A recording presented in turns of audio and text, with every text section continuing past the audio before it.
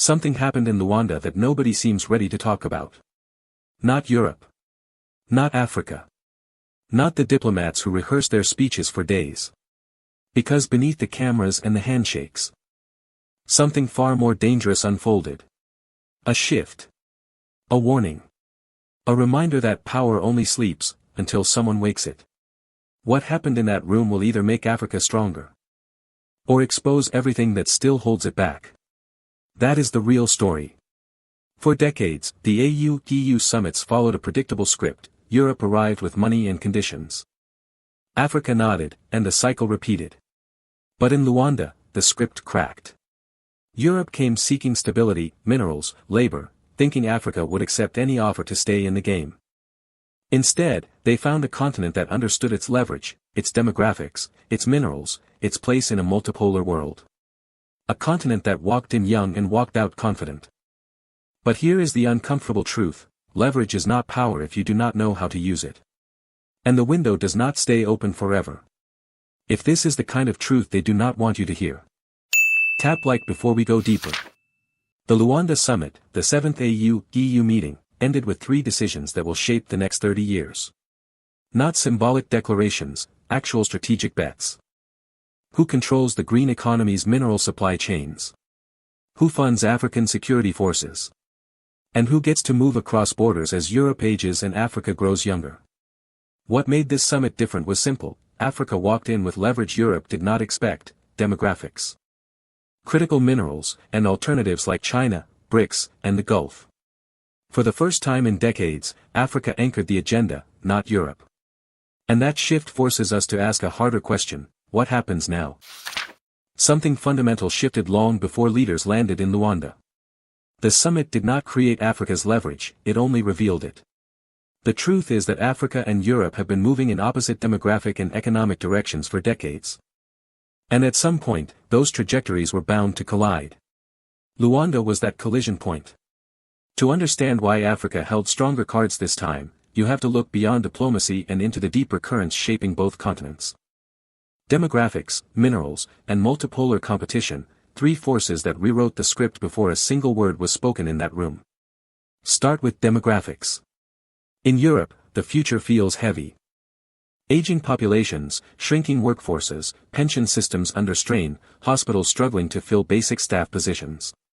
The median age in Europe is over 45, and by 2035, nearly a third of Europeans will be over 60. Economists call it a demographic time bomb. But in Africa, the air feels different. Streets are young, restless, ambitious. Median age 22. By 2035, Africa will be home to 1.8 billion people, an ocean of workers, builders, thinkers, and innovators. The world's youngest continent is sitting next to the world's oldest. That alone changes everything. Behind closed doors, European leaders know this. Labor shortages are no longer projections, they are daily reality. And whether they admit it or not, Africa is not just a partner, Africa is the workforce that Europe does not have. Then comes minerals. Not the old story of colonial extraction, but the minerals that will decide the green transition. Cobalt, lithium, copper, manganese, rare earths. The batteries that power electric vehicles, the grids that support renewable energy, the storage systems that make a fossil-free world possible, all of them run on African soil. Over 60% of global cobalt reserves are in Africa. The DRC alone has more cobalt than the rest of the world combined. Zambia's copper belt is becoming the spine of the global electrification effort. And Angola's ports, especially Lobito, are gateways into this new economy. Europe sees a world racing toward renewables and realizes it controls very little of the supply chain. Meanwhile, China controls 80% of global battery processing. So when European leaders flew to Luanda, they were not thinking about aid. They were thinking about survival. For the first time, Africa's natural resources are not simply commodities, they are leverage points. But leverage is only useful if you know how to use it. And this time, Africa used it. First, the African Union negotiated as one bloc. No more fragmented deals, no more divide and conquer. That alone changed the power dynamics inside the room. Second, African negotiators made their alternatives explicit. China's Belt and Road. BRICS expansion. Gulf investments. India's rising footprint. Africa walked in with multiple suitors, and Europe understood that hesitation could cost them an entire continent. Third, Africa anchored the agenda. Not Europe. Peace and security came before trade. Mobility conversations happened on Africa's terms, with Africa's demographic advantage in mind. And on minerals, African leaders were clear: no more extraction highways. Local processing, local jobs, local value. If you think this alignment of leverage is coincidence, you are wrong. If you think it is the result of luck, you are missing the entire picture. If you think this is not design, but strategy, tell me in the comments. The deeper truth is that Europe underestimated how fast Africa was learning to negotiate. For years, Africa was told to reform, align, cooperate, stabilize. In Luanda, Africa arrived with its own vocabulary. It spoke the language of power, supply chains, security guarantees, demographic leverage, strategic alternatives. And Europe heard it clearly. That is why the tone shifted. Not because Europe suddenly changed, but because the world around Europe did. Still, leverage does not erase internal weaknesses. Many African governments face governance challenges: corruption, lack of transparency, elite capture, institutions struggling to handle large flows of investment. Europe fears that its money may disappear into dysfunctional systems. African citizens fear that their leaders may trade strategic gains for short-term political wins. And the world fears that if security, minerals, and migration are mismanaged, the consequences will not stay inside one continent. Then there is Europe's own fragility. Political instability is rising. Populist movements are gaining ground. Defense budgets are under pressure because of the war in Ukraine. Economic growth is slowing. And the appetite for long-term investment in Africa can collapse overnight if domestic politics shifts. Europe needs Africa, but Europe is not always politically capable of acting like it. That contradiction haunted every room in Luanda. Meanwhile, the global stage is shifting. The United States wants supply chains that bypass China. China wants to maintain its dominance. Russia seeks influence through security cooperation. The Gulf states want to build logistical and mineral corridors. India wants markets and partnerships. Africa is not just another player, it is the terrain on which the world's major powers are fighting for the future. That is why Luanda mattered. It was not just an African-European negotiation. It was a preview of the next 30 years of global power. So the question becomes, what happens next? Will Africa convert young demographics into a skilled workforce? Will minerals be processed locally or shipped out raw? Will the Lobito corridor become a backbone of African industrialization or another missed opportunity? Will visa pathways be real or symbolic? Will AU peacekeeping become a serious security actor, or remain a donor-dependent project? The answers are not in Luanda. They are in the next 2 years. And that timeline is unforgiving. Because leverage without execution is nothing. And Africa, for the first time in a generation, has leverage worth executing on. Power never exists in isolation. It comes from networks, alliances, fears, and the quiet calculations made in rooms without cameras. To understand what happened in Luanda, you have to map these networks. Only then does the real picture emerge: a Europe anxious about its future, a China guarding its industrial dominance, Gulf states seeking new corridors of influence, BRICS expanding its geopolitical footprint. The United Nations redefining peacekeeping, and Africa sitting at the center of every one of these equations. The summit looked like diplomacy. But the forces behind it looked like strategy. Competition, and survival. Start with Europe. The public image is polished, the European Union as a unified actor, aligned in values and purpose. But inside Brussels, the reality is far messier. 27 governments with different priorities, different political pressures, and different levels of commitment to Africa's rise. France wants influence in the Sahel, even as its military footprint collapses. Germany wants labor to fill its shrinking workforce. Italy wants migration control above all else. Eastern Europe is consumed by Russia and security fears. The Nordic states focus on climate, governance, and institutions. It is not one Europe negotiating with Africa. It is 5 Europes trying to look like one. That fragmentation shapes every deal, because long-term commitments require unity, and Europe no longer has much of it. That weakness was visible in Luanda even when nobody said it aloud. But Europe's deeper fear is not political division. It is irrelevance. The green transition is speeding up. And Europe is dangerously dependent on China for minerals and battery technology. European leaders know that they are one supply chain crisis away from losing the race for the industries of the future. They also know Africa is the only place where Europe still has historical connections, institutional familiarity, and a diplomatic presence strong enough to compete. China dominates infrastructure. The United States dominates technology. The Gulf dominates capital. Europe dominates neither. That is why Europe pushed hard in Luanda. Not because it suddenly rediscovered Africa. But because Africa may be the last place where Europe can remain a relevant global actor. Then there is China, the quiet giant in every African negotiation. Beijing was not in the room in Luanda. But its shadow was. China controls nearly 80% of the world's battery processing. It built roads, ports, dams, stadiums, fiber networks, and power grids across the continent. It established political ties, loan books, and long-term strategic partnerships that Europe cannot easily match. China's presence gives Africa negotiating power because it creates an alternative path. Even the mention of Chinese involvement changes the temperature in the room. Europeans know it. Africans know it. And China knows that Luanda was not a diplomatic threat, it was a competitive warning shot. The Gulf states add another layer of complexity. The United Arab Emirates and Saudi Arabia have become two of Africa's most aggressive investors in logistics, mining, agriculture, and ports. They bring what Europe struggles to provide: fast capital, fewer political conditions, and long-term infrastructure visions. From ports in the Horn of Africa to mining deals in Central Africa.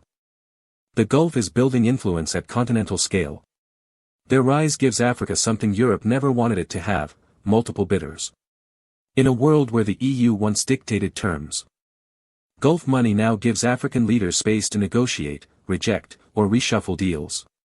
Luanda reflected this shift. Europe asked, Africa compared. Then comes BRICS.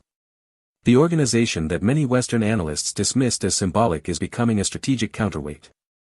With BRICS expansion, Africa now sees global platforms that do not lecture it, sanction it, or condition aid on governance reforms. Whether that model is sustainable is another question.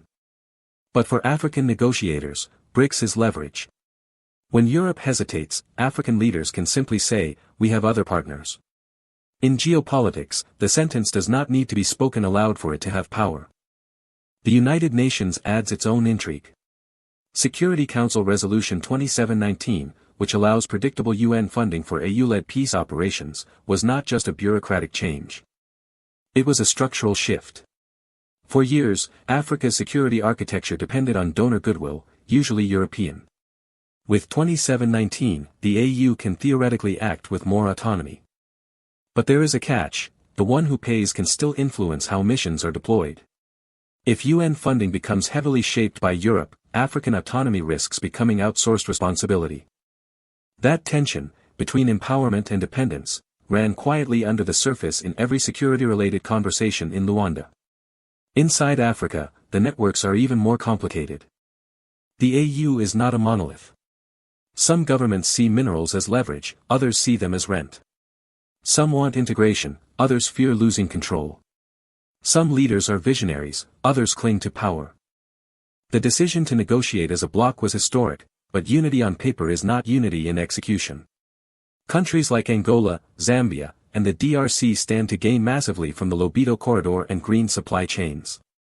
Others fear they may be left behind. Some states want the AU to take the lead on peacekeeping. Others prefer bilateral military partnerships. Some support open labor mobility with Europe. Others fear brain drain. The internal politics of Africa are as fragmented as Europe's. Luanda masked this divergence, but it did not erase it. Meanwhile, Africa's private sector, civil society, and youth movements form parallel networks of influence. They push for transparency, industrialization, visa opportunities, jobs, and skills. They pressure governments to negotiate harder. They amplify stories of exploitation, missed opportunities, and unfair deals. They make it harder for leaders to sign agreements that look good on paper but fail in practice. Their presence changes the political cost of failure. Europe feels it. Africa's elites feel it. And the summit reflected that rising pressure from below. All these forces, Europe's fragmentation, China's industrial dominance, Gulf capital, BRICS alternatives, UN reforms, Africa's internal divergence, and citizen pressure, are the real players behind the Luanda agreements. The summit was the stage. These forces were the writers. When Africa walked in with leverage, it was because every one of these networks had shifted the balance of power before the first handshake. The question now is whether Africa can navigate these networks without being consumed by them. Because every actor wants something. Europe wants minerals and migration control. China wants supply chain continuity. The Gulf wants influence and infrastructure hubs. BRICS wants political alignment. The UN wants stability. Each competing force offers opportunity. Each carries risk. Africa is no longer the weakest actor in the room. But it is negotiating with giants, and each giant carries its own price. Power is not just about holding leverage.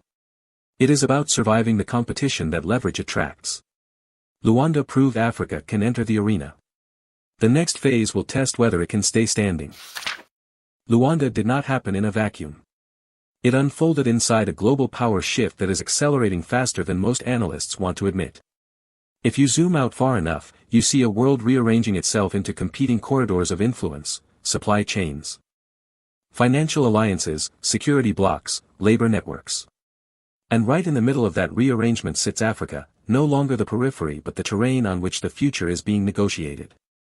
What the leaders agreed on in Angola is inseparable from what Washington, Beijing, Riyadh, Moscow, New Delhi, and Brasilia are trying to build.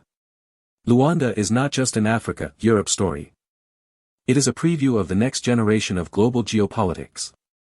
Start with the United States. Officially, the US does not frame Africa as a battleground for influence. Unofficially, that is exactly what it is. American companies see Africa as the missing link in their strategy to build supply chains that bypass China. The U.S. Inflation Reduction Act and its green industrial push require access to cobalt, lithium, and copper. But the United States has not invested in African infrastructure the way China has. It also faces domestic political cycles that make long-term commitments shaky. So every move Europe makes in Africa affects Washington's strategic calculations. If Europe secures stable mineral supply chains through Angola, Zambia, and the DRC, America benefits indirectly. If Europe fails, the US faces a world where China retains overwhelming advantage over the industries of the future. Luanda, in this sense, was also a test of whether Europe can act as a counterweight in a green tech world dominated by Beijing. China sees it differently. For Beijing, Africa is not just a resource base, it is a strategic extension of China's industrial machine. The Belt and Road Initiative built ports, rails, highways, and digital infrastructure across the continent. Chinese companies process the minerals. Chinese firms build the batteries. Chinese demand drives the market. In that equation, Europe's sudden urgency looks like a reactive attempt to catch up. China does not see Europe as a threat, but as a latecomer trying to carve out a space in an arena Beijing already dominates. The Luanda framework, especially the Lobito corridor, is one of the first serious attempts by Europe to break China's monopoly over critical mineral flows. Beijing is watching. Quietly. Patiently. And ready to respond. Then come the Gulf states, who have been moving faster than both Europe and America. The UAE and Saudi Arabia are building a new geography of influence from the Red Sea to the Atlantic. They bring capital with fewer political strings, negotiate faster, and execute infrastructure deals with the speed that African governments often prefer. The Gulf does not preach governance reforms. It offers ports, highways, energy projects, and mining investments. In places like Sudan, Ethiopia, Angola, Mozambique, and the Horn of Africa, Gulf money is already reshaping local politics, creating new dependencies, and offering leaders alternatives to Western financing.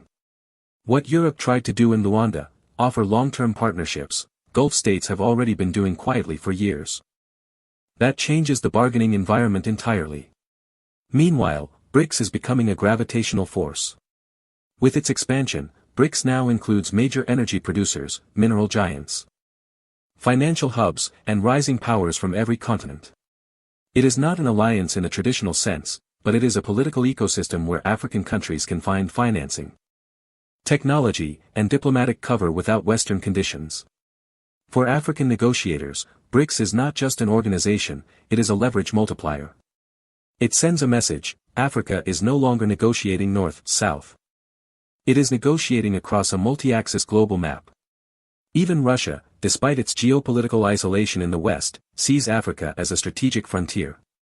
Moscow offers security partnerships, military training, and political backing at the UN. Its influence is strongest in states facing conflict or political instability. For Europe, Russian presence complicates its Africa strategy. For African leaders, it is another card in the deck. This is where the story returns to Luanda. The agreements made there, green supply chains, AU security funding, labor mobility, are shaped by this global contest. Europe was not negotiating only with Africa. It was negotiating against the possibility that Africa might choose someone else. All of this creates opportunities. But it also creates risks. Because a multipolar world gives Africa more suitors, more leverage, more bargaining power, but also more complexity, more pressure, and more ways to get caught between competing giants. For Africa, the challenge is not whether it has options. It is whether those options come with long-term stability or short-term temptation. Here is the uncomfortable truth. A stronger Africa in global geopolitics does not guarantee stronger African institutions. The global competition for Africa's resources, workers, and influence can fuel progress just as easily as it can fuel corruption, elite capture, and unsustainable debt. Multipolarity is not salvation. It is a battlefield. And Africa must navigate it with discipline, otherwise the leverage it has today will evaporate tomorrow. If this sounds like design rather than coincidence, maybe that is because it is. If you think the world is shifting in front of our eyes and Africa is at the center, tell me. Zooming out even further, the next 30 years of global order will be determined by three races: the race for green technology, the race for labor, and the race for legitimacy. Africa is central to all three. The minerals it holds will determine who builds the electrified world. The workers it produces will determine who sustains global growth. And the political choices it makes will determine whether multipolarity brings stability or fragmentation. Europe wants partnership. China wants continuity. America wants alternatives. The Gulf wants influence. BRICS wants expansion. Africa wants agency. And the rest of the world is watching how these desires collide. Luanda matters because it showed something rare: Africa did not walk in as a passive arena, but as an emerging actor shaping the terms of global recalibration. The question now is whether it can hold that position.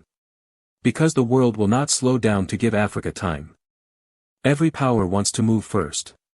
Every bloc wants the advantage. Every actor wants a piece of the future. And Africa, for the first time in a long time, has the leverage to decide who gets in, and who gets left out. Here is the twist no one wants to say out loud. The biggest threat to the Luanda deal is not Europe. It is not China. It is not BRICS, the Gulf, or the UN. The greatest threat is Africa itself. Because leverage means nothing if a continent cannot hold it, grow it, or protect it. And power, once gained, can disappear faster than it appeared. The truth is that Luanda created the illusion of momentum.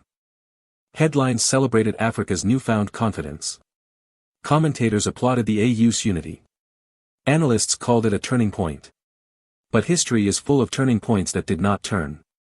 What Africa gained in Luanda is fragile. It can be strengthened, or squandered. And the line between the two is so thin that you can barely see it. Look closely and the cracks appear. Institutions that cannot absorb large investments. Leaders focused on survival instead of strategy. Bureaucracies that move slower than global markets. Corruption networks that feed on exactly the kinds of projects Europe promised. If these internal weaknesses are not confronted, Africa's leverage becomes a temporary illusion: power without infrastructure, strategy without execution, hope without systems. Here is the uncomfortable paradox: the world needs Africa more than ever, but Africa may not be structurally ready to capitalize on it. Demographics create opportunity, but they also create pressure. A young population without jobs becomes instability. Minerals create leverage, but they also attract predatory interests. Multipolar competition creates choice, but it also creates traps, debt traps. Influence traps, elite bargains disguised as partnerships. And the clock is ticking. The green transition will not wait. Europe's labor crisis will not wait. China's industrial machine will not wait. Gulf capital will not wait.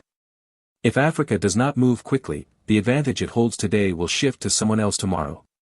Power is always moving. It never stays where it is not used. This is the part of the story where optimism and danger exist in the same sentence. Africa has the leverage to reshape its future. But leverage is not destiny. It is an invitation. And invitations can expire. You can see the possible futures unfolding like branches. One branch leads to a continent that processes its own minerals, trains its own workforce, stabilizes its own regions, negotiates from strength, and becomes a central pillar in the global economy.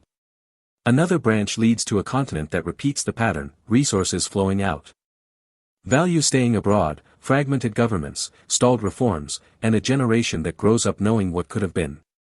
This is the twist. Luanda was not the victory. It was the pressure test. It showed Africa what it can be, but also what it can lose.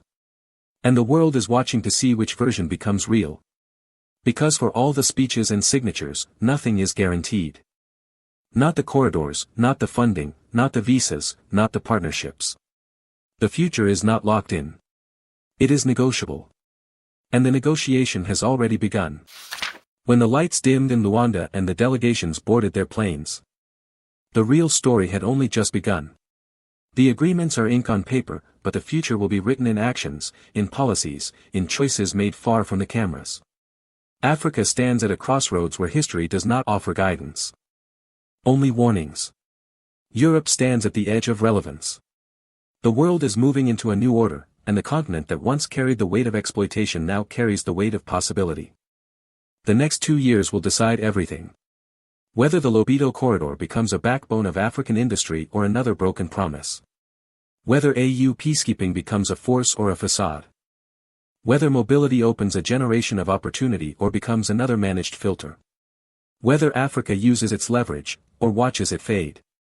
History does not wait. And this time, it is Africa that has something to lose. If you do not want this moment to disappear into silence, like so many before it, then like, comment, and subscribe. Not for me, but for the millions of voices that were never allowed to shape the world that shaped them.